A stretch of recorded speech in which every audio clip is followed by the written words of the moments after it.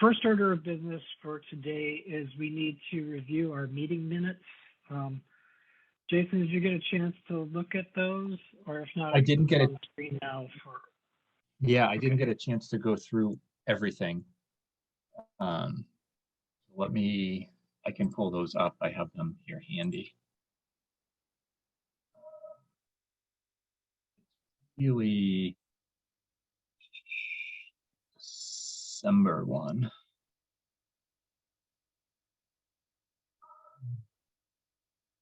Are you seeing my screen by chance? No, I'm not. Sure what's going on there.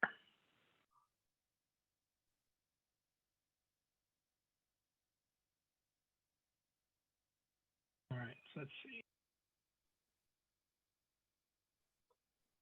Okay, now you should be seeing. Now I can see it. Yep. Okay, so let me move this out of the way so you can see it. So meeting minutes are pretty short and sweet. Yep. I didn't have any problems with them, but I'll go ahead and review this, and also this way the people who are viewing this eventually can take a look as well. Just a quick summary of what we did in December. That was a meeting with Ian McElwee of CMRPC, where we kind of talked through our general plan of action going forward into 2023 and beyond. He gave us some updates as far as potential grant opportunities, as well as updates on our performance against the green community milestones.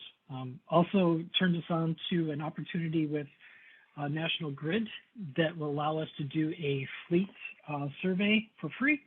And they will take a look at our existing fleet and give us alternatives and fuel efficient vehicles that meet both Commonwealth standards as well as the green community standards.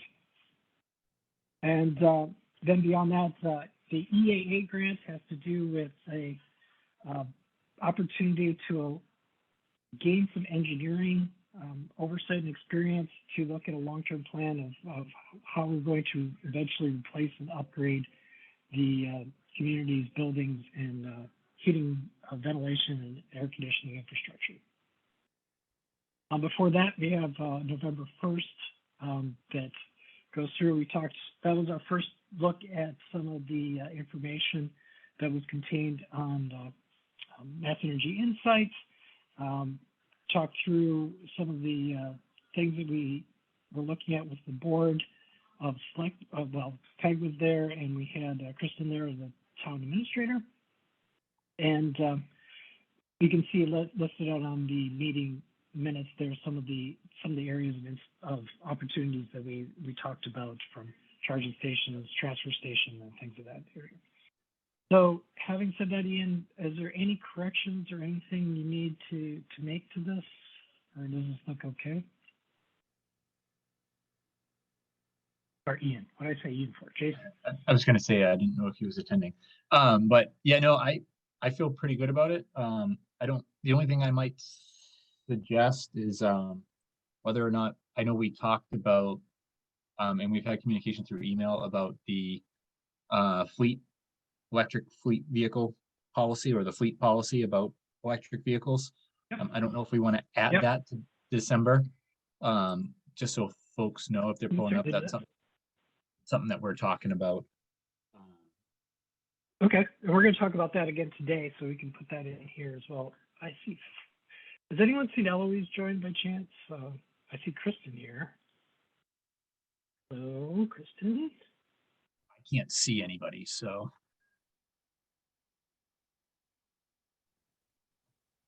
Okay. No. Oh, that's. Okay, so there she is. She did know that. Oh, that was Amy. Okay. Okay. So pending those changes, are we good to approve these? Yes. I approve. All right, so I will go for, I'll take notes here because I don't see Eloise on the line yet. So I'll just take some brief notes here. 1 second. So January meeting.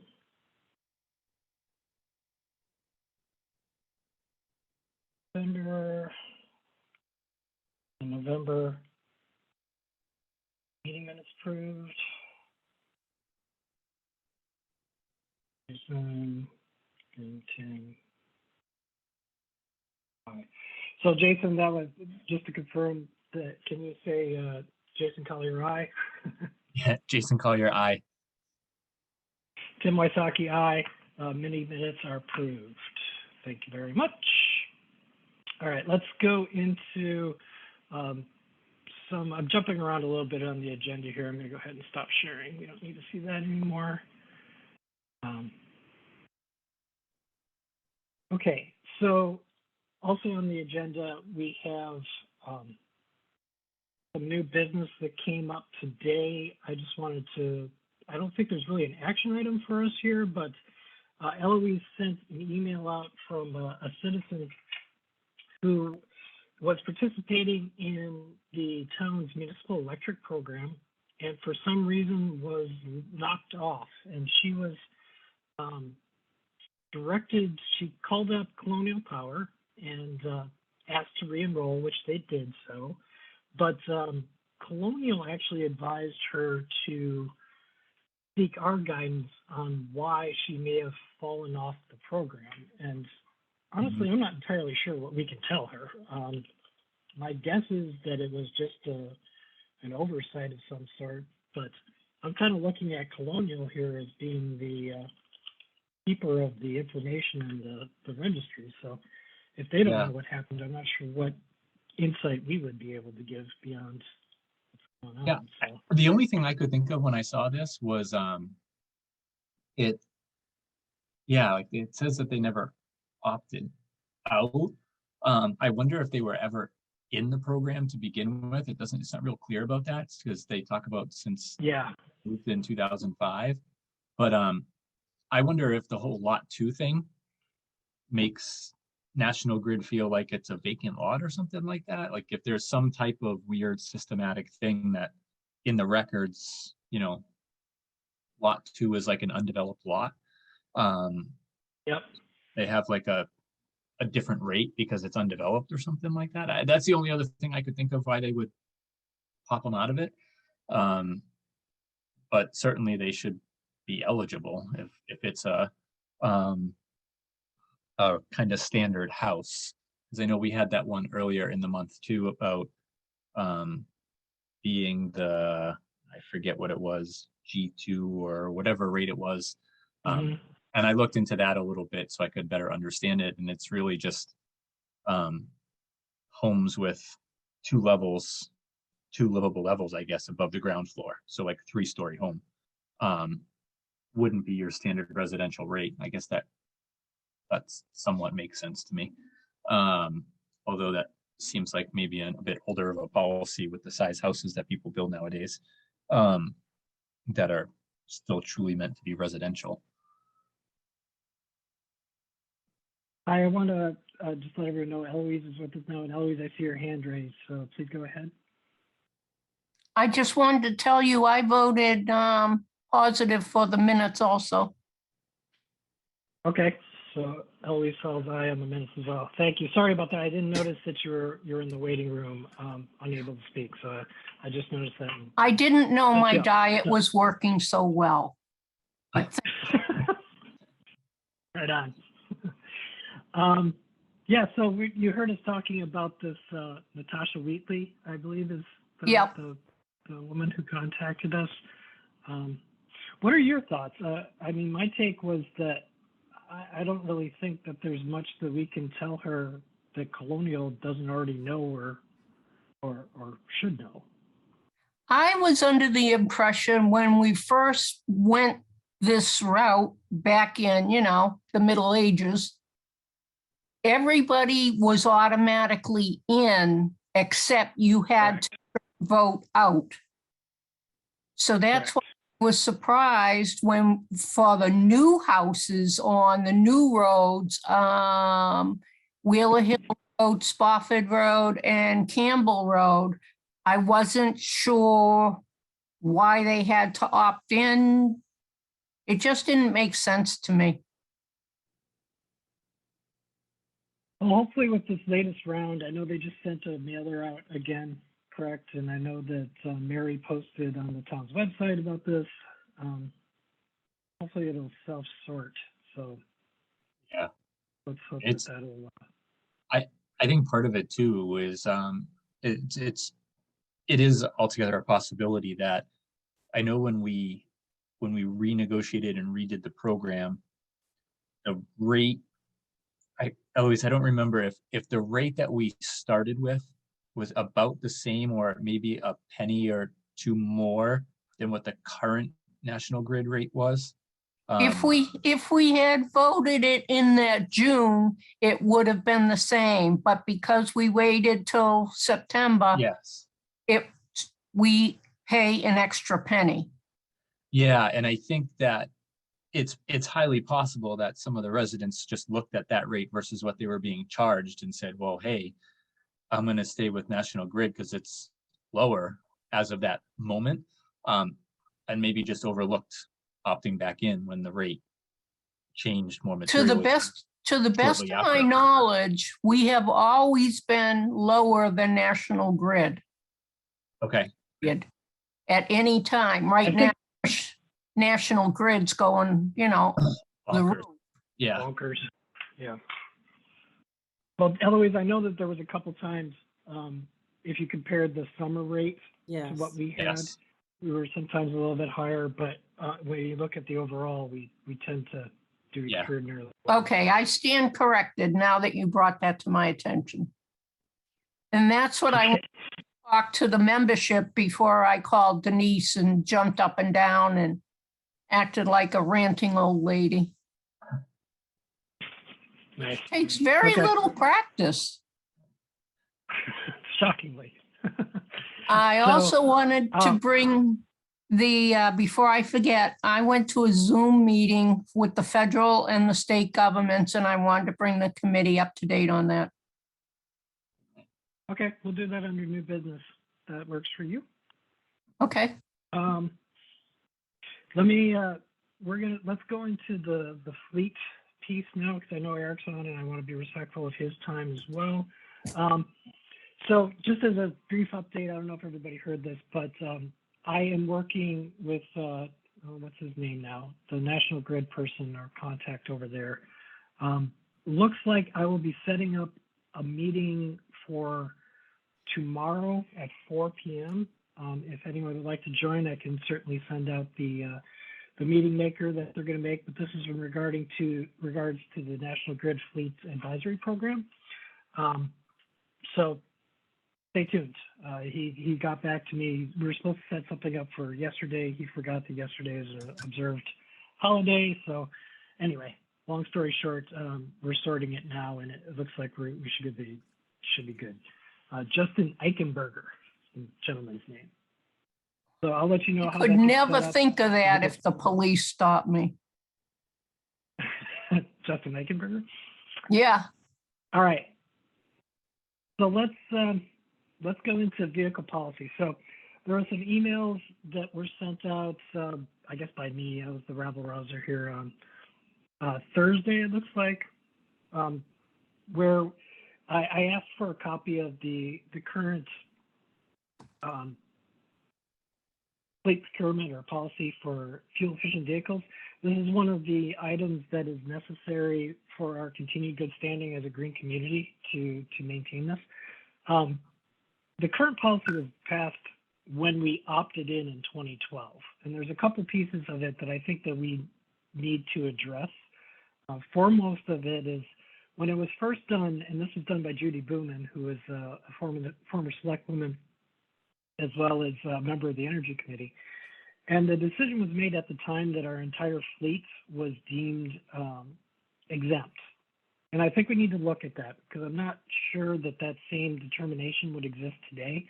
So that's a go-do for us. But I also think that our long-term policy, we need to think about what we're seeking to achieve and start to have a discussion with the select board for updating that.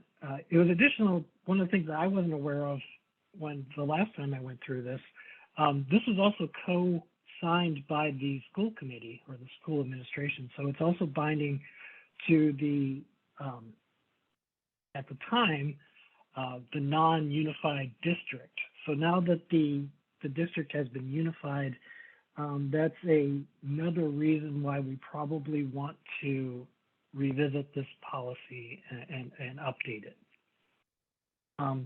Did anybody get a chance to look at it since I sent it out, or any comments on it?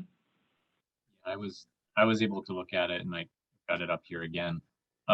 It definitely, I agree with your assessment, Tim. It seems like a bit dated of a policy, and is probably some parts in here that, you know, if we want to make sure that we can maintain that green communities moniker and get to the number that we need, probably need to be updated and changed.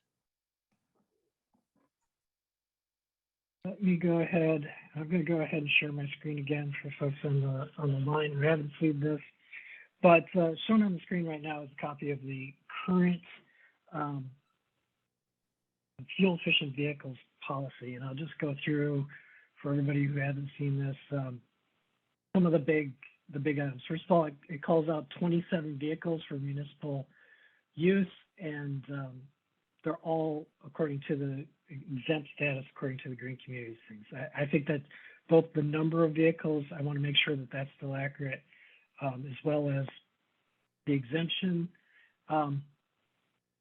policy to purchase more fuel efficient police cruisers, fire trucks, highway trucks when available, whenever they become commercially available. Again, this needs another look, given that in the 10 years that have occurred since this was adopted, there's been substantial changes in transportation in general, going from, at the time, hybrid was still pretty new, and now we're looking at full battery electric vehicles are becoming more and more common. Here's the note about the Berlin School Committee also voting to adopt this policy. Regional schools are exempt from this policy. So again, I don't know, that seems, you have the Berlin School Committee voting to adopt it, but the Regional School Committee was exempt. So that's a contradiction that we need to work through. Well, because right now there is no Berlin School Committee, there's only the Regional School Committee. I really think it's a moot point.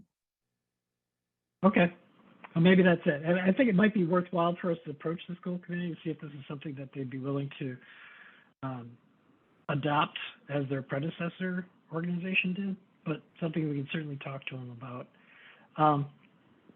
Alternative compliance, yeah, there's not too much here.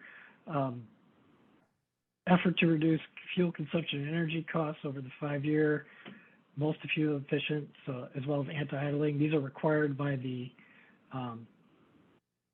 policy, anti-idling, non-exempt vehicles. In the event that anytime Berlin acquires non-exempt vehicles, part of its fleet is committed to purchasing non-exempt vehicles meets most recent guidance from DOER, Green Communities Division. So again, we got to make sure that we're still in compliance across these, across the board here. And you can see that this was Superintendent of Berlin Schools, as well as Tom Andrew, who at the time was the chair of the select board. All right. So are we agreed that this is something that we want to refresh, or what's the sense of the committee here? I'm in favor of a refresh. This is Jason. Okay. Eloise, where are you at?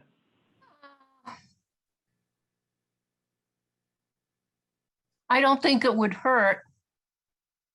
Okay. Is All there, right. So let's do. who is our I'm sorry. person on the state that we used to deal with? I know Kelly is no longer there, but who's her replacement? Oh, no.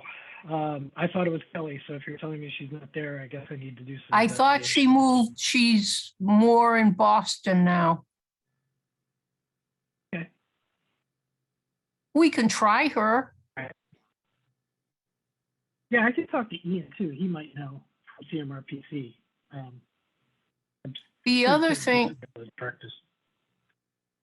the other thing is when you get stuff like that, when you forwarded it to me, I then forward it to the, the police chief, the fire chief, the town administrator, a cast of thousands, Amy, so that Okay. everybody looks at the same thing. Especially when you said, can we take a vote to challenge the vehicles through the? Yeah, let's go ahead and talk. Let's go ahead and talk to that, because I know that we had informally talked about that in our last meeting. But before we took any action, I wanted to make sure that it was properly noticed and whatnot. So Eric's here today. Eric, I'd like to, if you're willing to kind of give us an idea of what's going on with the police vehicles and what your strategy is for fuel efficiency. And I think that'll help educate us a little bit on what the plan is. Yeah, so the history is, I mean, obviously, Chief Galvin was in the green communities years ago. We do have that Chevy Volt that's outside. It's rarely used. It's really not an efficient police vehicle.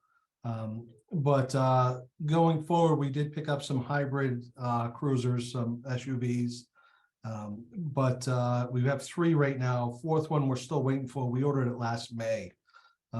Ford actually canceled our order and told us we had to order a 23 at a cost of $4,100 more. They're going up just this year alone. So their sticker price is over $40,000 now for a hybrid cruiser, where we first started buying them is around the 34, 35 mark. But Ford knows they have the market. So Ford's kind of exploiting us in that aspect. The pickup trucks went up $7,500 for the Lightning. The issue we're running into is a lot of the technology and equipment doesn't operate on electric vehicles. Where LED lights, your minimal lightage, now they'll put on a vehicle like the Ford Mach-E, also known as the Mustang. I think they allow you to put 8 lights on it. I mean, currently our cruisers probably have 16 lights in the front and the rear and the sides. There's a 2-way radio issues we're having, interference with LEDs in the electric vehicles. So a lot of bugs they're working out. But once I ended up finding another 2022 cruiser from another dealership, cost us $1,000 more instead of $4,100 more, which is slated to be built. I actually got an email today. They're trying to figure out a date because with staffing, all the parts are in to upfit it, but they don't have a date to build it. So once that car's in, 4 out of our 6 will be hybrid vehicles. I think that's a phenomenal step forward for us, where most communities are not even purchasing hybrids. They're going right to Tahoes for full fleets, just based on affordability. I never thought I'd see the day where a Tahoe was cheaper to buy than a stripped down, rubber floored, non-insulated Ford SUV. But like I said, Ford's got the market. They're the only ones that really put the vehicle out there. They're naming their price. So right now they're up to basically about, I'm going to say $41,000 to purchase a 23. Some dealerships are around the $45,000 mark. That doesn't count the $10,000 to $13,000 to upfit it. So we've gone from spending for a number of years under $30,000 per car outfitted. We're going to be cresting probably $59,000 to $64,000 to outfit a hybrid cruiser. And Eric, Okay, so go ahead, Jason, please. this is Jason. I was just curious if we understand what the the annual cost of ownership and maintenance is between the options that we have as well. So the maintenance is a little bit cheaper on the hybrids, only because they operate. There's the idle time is under battery, and it's not under motor time, which is definitely a plus.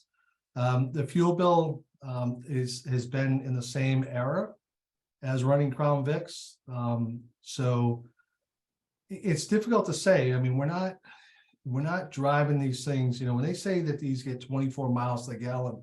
Realistically, I looked at fuely.com, and they're nationally, these cars are averaging 17.9 miles per gallon, not the 24 that Ford is saying. So have we seen a significant savings? Not sure. I think everything, we've had the fleet for just about 2 years now that we started hybrids. And I think with the rising gas prices, we have seen a benefit. I definitely think we are using less fuel. But you know, like right now, I've got a car that's been in the shop for 5 days, one of the hybrids, and it's a computer issue. It's they need to reprogram the entire car because the Chevy Volt spent 3 days at Colonial because it wasn't giving off any air conditioning. They have like little minuscule problems. I think there's 17 recalls on the hybrids that we purchased because they were first generation. Thank you. So The officers looking love it. towards the future. Okay, well, that's good. Let's start with ground stuff, Chase, right? Are they, the first question I guess I have, are they doing the job? And it sounds like they are in fact doing the job. So that's true, right? We don't have a problem with the actual mission, right? No, I mean, I think the mission is 100% on target. There's no doubt about that. I mean, I'm so happy we don't have the Crown Vics. I mean, our fuel bill would probably be $4,000 a month rather than $2,000. Okay. So we agree that the hybrids satisfy the mission. So that's like, yay. That's a good Yep. thing. Looking towards the future, how do you see the fleet developing, and how would you like to see it change? Obviously, there's a balance that needs to be struck here, I guess is what I'm trying to say, Eric, is we are on the extreme side of ultra efficiency. We would like to have zero fuel costs if possible because that's our mission. But yours is different. You're a public safety organization, and I respect that you have things you got to do and you got to be able to respond when we respond. So where do you see kind of the happy medium, and how do you see us progressing on the way forward? All right. So, my job is twofold. My job is to get the best equipment available for the officers to use on the streets. And the other thing is a fiduciary responsibility to the taxpayers. I did up a little scenario on the two vehicles that I brought up to capital planning. One was the Ford SUV hybrid, which was $49,500, and the 2023 Tahoe SSV, which came up to $45,000 a purchase.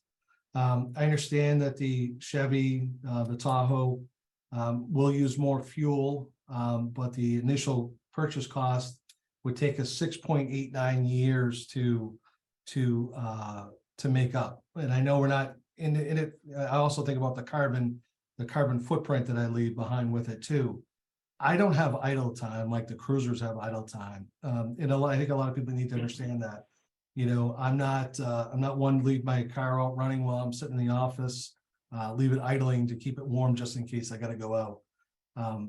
So I also look at, I did a scenario, a 2020 with 70,000 miles on it, which isn't out of this world because that's what the cruisers would have on it.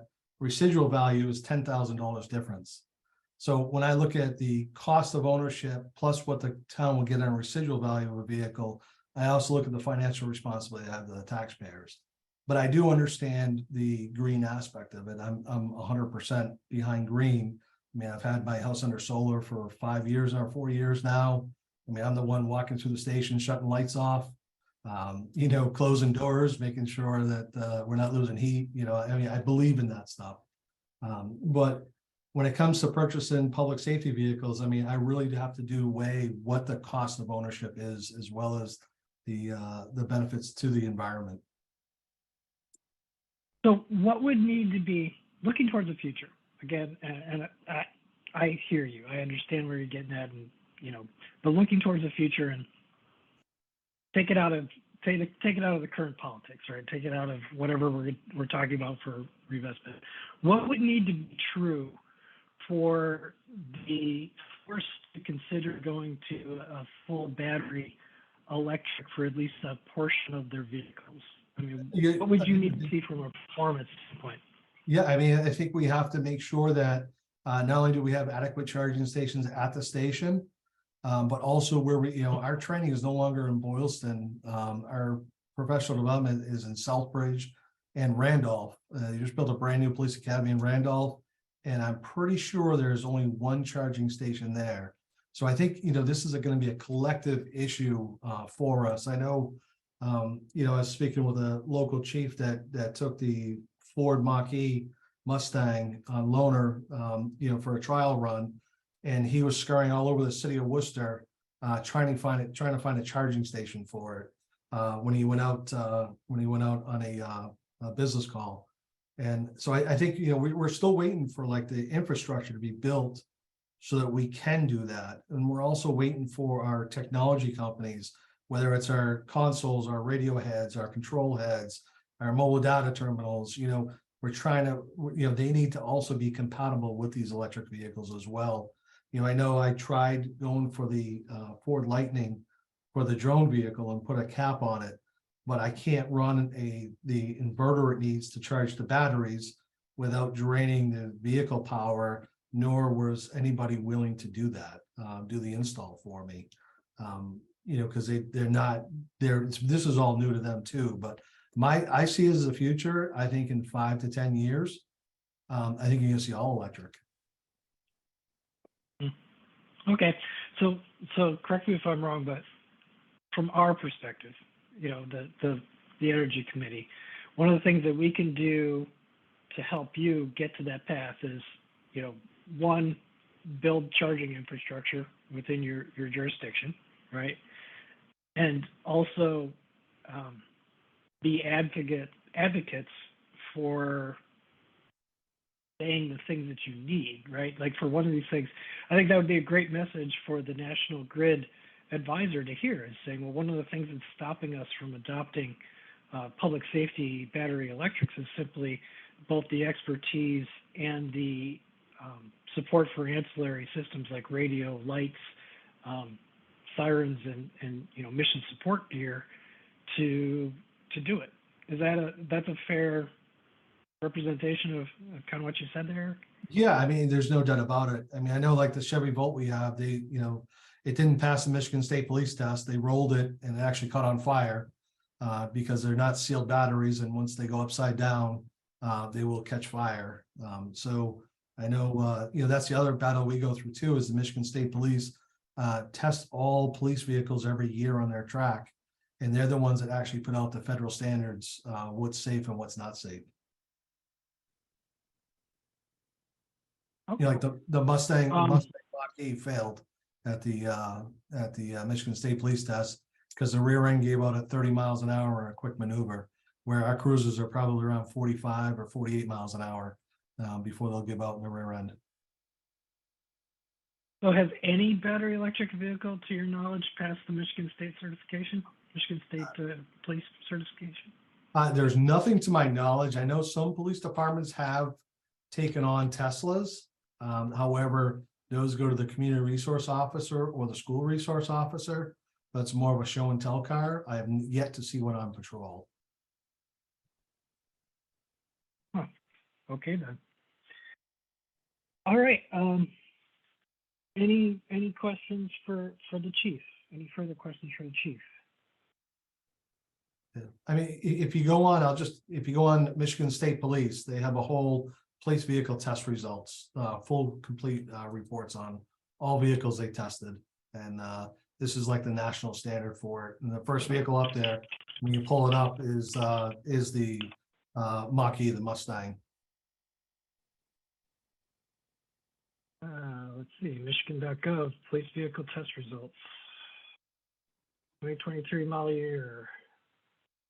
Okay, so I'm going to go ahead and put this in the chat.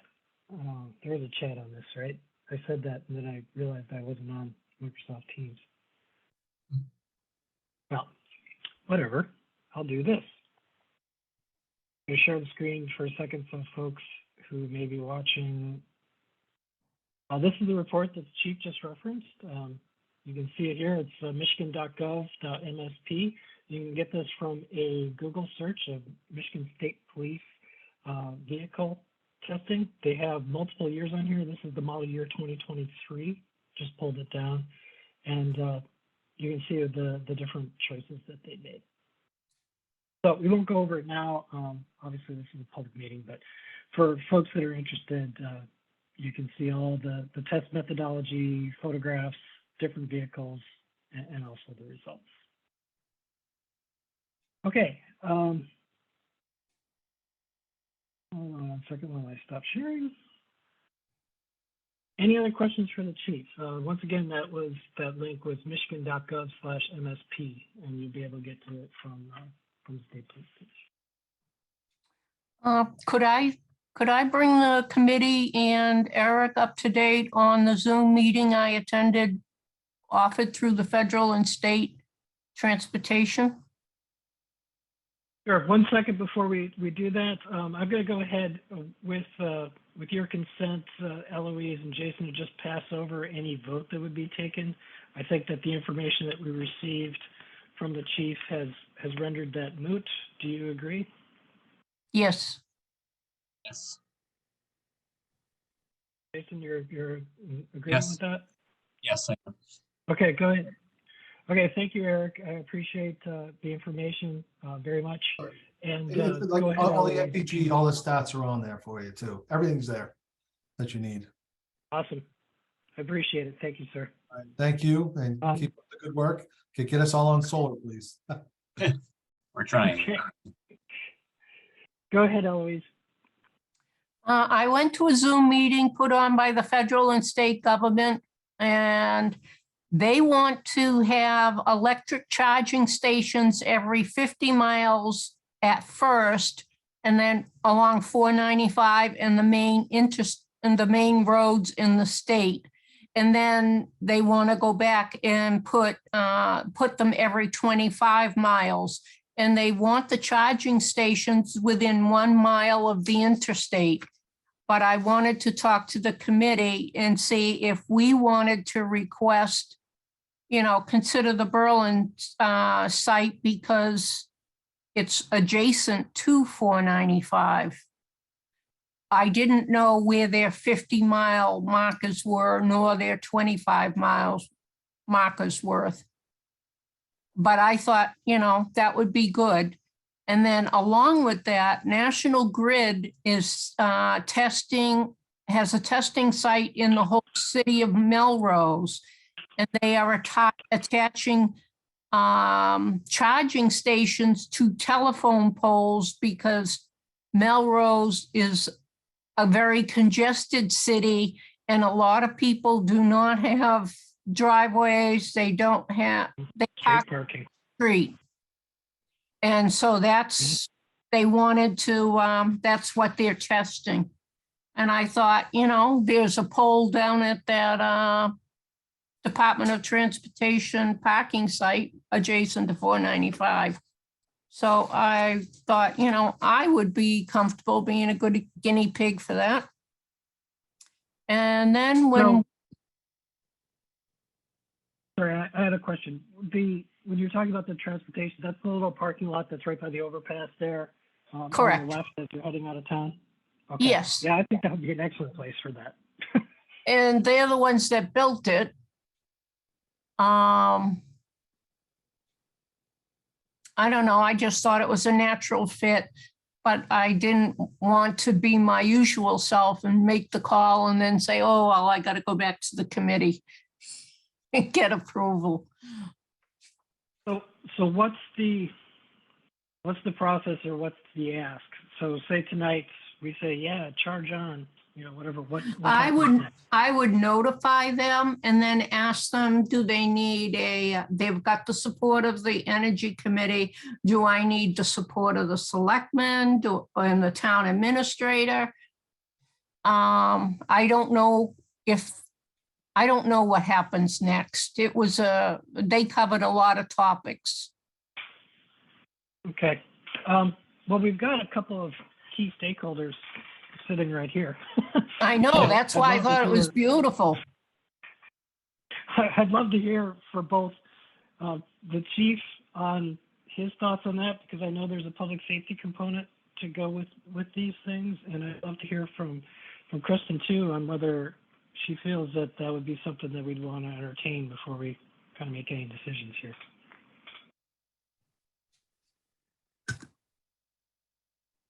So Eric, what are your thoughts when we say maybe a 2 or 3 stall charging in the dirt lot next to 495? How do you react? Well, my reaction is I think that'd be fantastic. I mean, Tesla, you go up to Panera in the evening or in the morning, and it's a pretty packed facility. I think it's a great opportunity to bring revenue to Berlin, just get people to, stop and get food and through meals tax and whatnot. And of course, I advocate people to come to Berlin anyways for business. But yeah, I mean, I think it'd be a zero impact basically on crime as well. I mean, most of these cars are in the $60,000-$70,000 range. So I don't think we're talking about people to be hanging around committing crimes either. Yeah, and just tonight, just for my opinion, I have to go into Boston tomorrow, and I needed to use a fast charger. So where I go down is by the Apex Center, and I got there today, and it was full, and there was actually 2 people waiting. So I'm a pretty big advocate for charging infrastructure anywhere. So I would be on board. And Kristen, I see you've come off mute, so I'd like to hear what you have to say. Can you hear me? Yes, ma'am. Yes. Great. So I'm a big proponent of electric vehicle charging stations. I know I'm going to regret saying this, but I wrote the grants that brought 2 of them to my former community.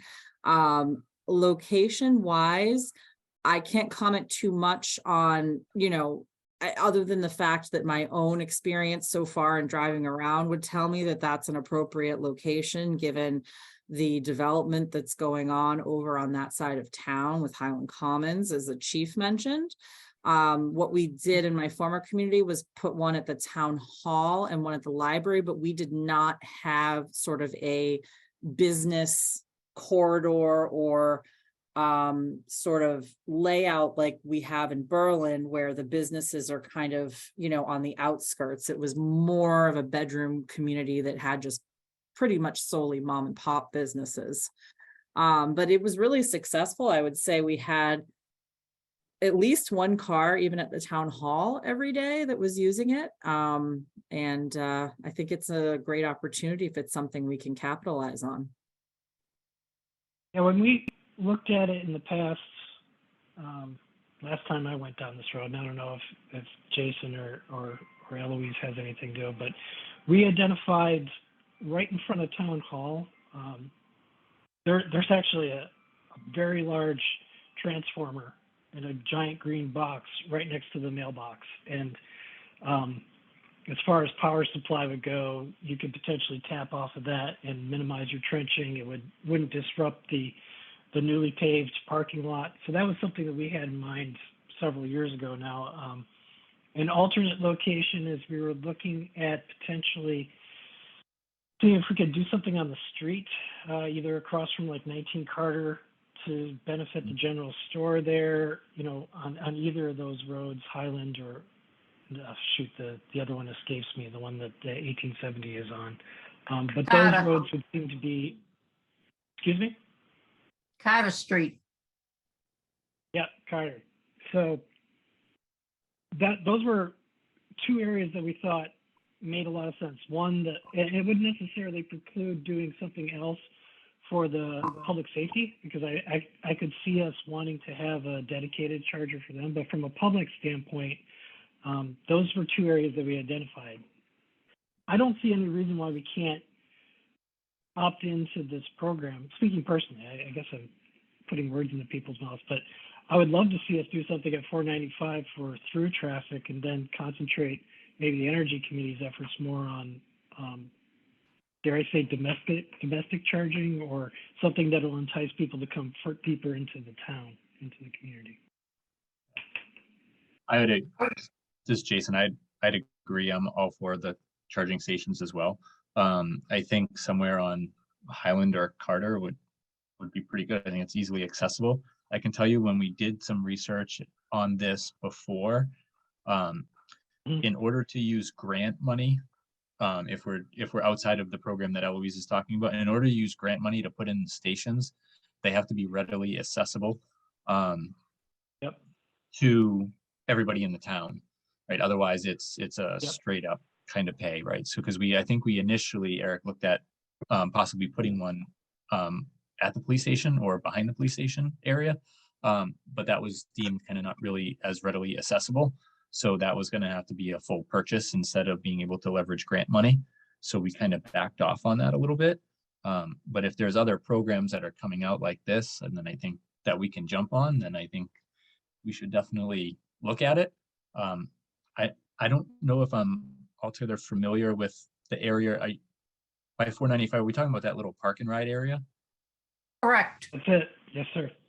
Okay, the only thing that I would bring up, my question for Eric would be is, if anybody's ever tried to take a left out of there, going towards Hudson, it's not the easiest left in the world. So I don't know if there's a problem with the increased amount of people trying left or right out of there, with accidents and calls, but it's a pretty tough place to take a left out of. You know, it's not quite coming out of Gates Pond, but it's still not the easiest turn out there. Yeah, we had, in my 27 plus years I've been here, maybe one accident I've been to down there. Really isn't a high prone place coming out of the parking lot. It is owned by the state, but they have done some infrastructure changes to it over the last 10 years, which is, I think, made it a lot safer, a lot easier to get in and out of. Yeah, but it is time consuming. The downfall with that parking lot, it is jam packed daily. Yes. Yeah, and I don't want to turn around and say, oh, we're going to put in 3 charging stations and 3 people aren't carpooling anymore and our carbon footprint expands. It kind of goes against what we want to do. Yeah, I guess that's the state's call, right? We're just making the property available. We're to just them for bringing it to development. their attention. Yeah. Yep. Yeah, like I said, I think it's great. You know, it'd be great to have a couple spots in there. I just would hate to start getting into the issue where people are parking there. Because I've been parking there for the last 20 years, going to, you know, Attleboro every day and meeting so-and-so. And then, you know, there's no Yeah. spots available and they take it, you know? Yep, that's a real concern. And when you look at the charging infrastructure that exists in the town that I'm aware of, you have the Tesla up at Highland Common, which technically I don't know if that's Berlin or I think that's Hudson, but there's one down at the mall that I know of. That's about it. So it's kind of following the arteries, but I think this would be a good addition. Anyway. Yeah, it'd be nice to find out what they're gonna do with the old Heritage Mall at the corner and see if they'd let the town put in a few charging stations right there at the intersection of Gates Pond and 62. You know, hopefully with the exit that's easier to get out of than Gates Pond. Yeah. If Right you, what's the gas station across from the Heritage? That's owned by Naria now. Same one. Yeah, that- well, Noria has a plan into the planning board. And they had, I believe it was 2 charging stations on their redesign. Oh, good. So in addition to merrier. selling gas, well, they'll sell you anything. I mean, that's the Yep, nature. more the merrier. So I wanted to bring that to the board. And then the Berlin Memorial School principal, he was talking about the roof replacement. And he said after that, he would love to go solar. So that's probably 2 or 3 years away. But meanwhile, we should pay attention to grants. Yeah, I mean, I like, was for it Lincoln Sudbury, what they did with their school, it's all under solar, it's all carports. Yes. For people to park under, and I think that is absolutely brilliant. I doubt we would save wear and tear in our cars. Thankfully, we have the carport behind the station, but it's a 0 solar benefit because it only gets sun about a half an hour a day. But you know, out in front of the fire bays, I think that would be phenomenal. Yeah, we did look into that for BMS. And we had a potential issue. So Beth Greenblatt, when she was working with us, you know, right behind that parking lot for all the teachers is that little vernal pond, which is like a protected type conservation thing. So there was some concern about putting that infrastructure in place next to something that's protected like that and whether or not it was potential for it. So, but we all agreed that, I mean, in the school also, and know plenty of the teachers there were ecstatic about the idea that there would actually be like a covered carport for them as well, as opposed to parking out in, you know, the elements and having to walk through it in New England on a regular basis. Before we drift too far, Eloise, do we need any kind of formal vote here to go forward with the proposal, or are we good? Well, I just wanted a verbal okay from the committee that, they didn't think this was a bad idea. Having Yeah, the speaking- charging stations. I realize it's state property and it's adjacent to the state federal road. So I don't know if we have any say on the matter, but I didn't know where their 25 or 50 mile. I just thought it was worth a shot to contact them and say, Yeah. we're interested in our town. Because they only I think the sense of, within 1 mile of the interstate. I believe the sense of what I've heard from everybody assembled here today is that we're all in favor of it. So I would like to see us at least reach out to them if possible. I agree. This is Jason.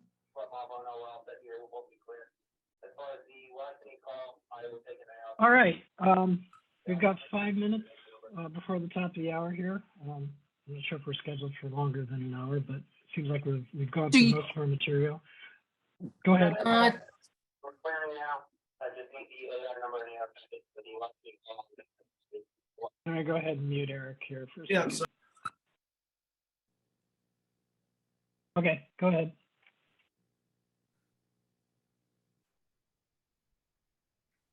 Eloise, are you there? No, I didn't. Okay. Is there, so Jason or Eloise, is there any new business that you, additional new business that you'd like to bring up? I was just wondering if anybody's heard about what new grants might be coming out or when they're coming out, just so that we're ahead of them before, like a month before they're due. Yeah. I have not personally, but I think that we need to cultivate that relationship with Ian to make sure that he's giving us the good word sooner rather than later. Yeah. Okay. I would agree, and Anything I don't have any other new business, just from an old business, and it takeaways from the last meeting. I did pass over Tim and Eloise recently, just while we were on the meeting, Beth Greenblatt's plan for the select PPA for the potential for the town barn. So that plan it's passed over, so hopefully we can add that to our records appropriately.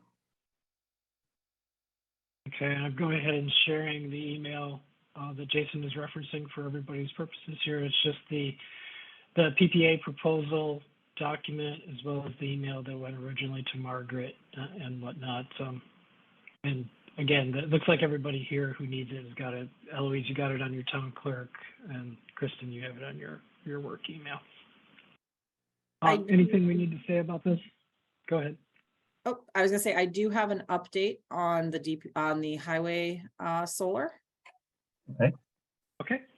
So actually about noon today, just in time for the meeting, I received word from Select that the town has received the SMART Award. That was the incentive that had been applied for on our behalf through Select. And National Grid has completed their preliminary evaluation. It appears they will need to conduct some additional studies before confirming the interconnection, but we are on our way to hopefully receiving utility approval for the solar installation on the highway garage. Oh, that's good. Hallelujah. So an actual installation, not and then a PPA through the installation? Correct. So it would be Okay. what they've just sent me over as well, their kind of standard PPA lease and notice of lease for us to start reviewing now that the SMART Award has been approved. Awesome. So we are moving forward. Good news. Sometimes it's nice to be able to So- bring good news in the new year. Yes. Awesome. Since you have the floor, Kristen, anything else? Do we I have Um, nothing, I have nothing else. Okay, Kristen? I was going to comment or just ask, sometimes we do get some calls and I think I'm often, I don't know if I'm on the energy committee email itself. We do get a few calls or emails a week about the energy aggregation. And I wanted to kind of ask the committee how you'd prefer we handle it. Mary kind of has a standard response worked up from our office that she's been sending out to people. I've had people email me at town admin directly. Some people have contacted Mary. And basically we've been referring them to the information that's on the website. I mean, if that works for you folks, and I know Mary always tries to CC the energy committee on all of those, on all of that correspondence, but you know, we're decently well versed in the process, but I just wanted to confirm that that works for you all. Yeah, I'll speak personally, and then, you know, anybody else can too, but the way I see it is that I'm looking for Colonial Power to perform a lot of this customer service function. I guess my opinion is that the Energy Committee's role in this is to kind of administrate it and potentially set, you know, do the research and advise the select board on the contract and, you know, the terms which one we'd like to select periodically. But beyond that, I kind of see that as the duty of our vendor and part of what they're being paid for. So that's my opinion. I second that opinion, Tim. I will go along with it, and if it's not, if it doesn't work, I would like people to get back to us so that we can get involved rather than having a bunch of frustrated residents. I agree with Yeah, you, I Elise, and we can then refer them directly to somebody at, you know, Colonial who's our representative. I've usually gotten a good service from Denise. Yes. Yep. Yes. Yeah, I think that's a great point, Eloise, that we would serve as an escalation point to apply pressure onto the vendor on your behalf, Kristen, and the behalf of the select board. Mhm. But as far as the day-to-day work, if they're not executing that to the satisfaction of the residents, then it's up to us to kind of slap them around and potentially seek a replacement vendor for this purpose, because they are not the only gig in town. Sure. But I don't want to represent that that's what's happening, but that's how I see it. Right. And I think what's happening is there are people that either opted out or were never opted in because they had a contract with a different energy supply provider that are now seeing their rates either from National Grid or another supply provider going through the roof. And so they're reaching out, trying to understand how they can get involved in the program. I would say that's 99% of the outreach that we're getting. Yeah, that makes sense. And that makes perfect sense. Yep. And not unexpected, given the 44 or whatever it was, 45% rate hike that took place. Right. It's very concerning. I actually had a gentleman, I was in a meeting and he started banging on my door, just as anecdotally. It was an older gentleman. I thought he was yelling, but it turned out he was hard of hearing. He said, you know, my bill went up $300 and I hear the town has this great program and why am I not in it? I'm not going to pay this bill. And we were able to calm him down and explain the program and, you know, get him opted in and he left happy as a clam. So, you know, there are ways to, you know, work through that and help folks. And, you know, it's rare that we have somebody who's upset, but I think he was able to be calmed down. Mary did a great job. So I just wanted to give her a little bit of kudos on that one. Hopefully Eric didn't have to get involved. No, not at all. All right. Amy, anything to add, or are you good, or? I am good. We're good. Okay. I love your photo. All right. Well, thank you. Right? Next month, can we get our financial numbers from Amy? Yep. Thank All right, anything else? Motion to adjourn? Second, Is there a second? Again, we have to take a vote and we have to use our full names. Waisaki, aye. Saul's here. aye. Collier, aye.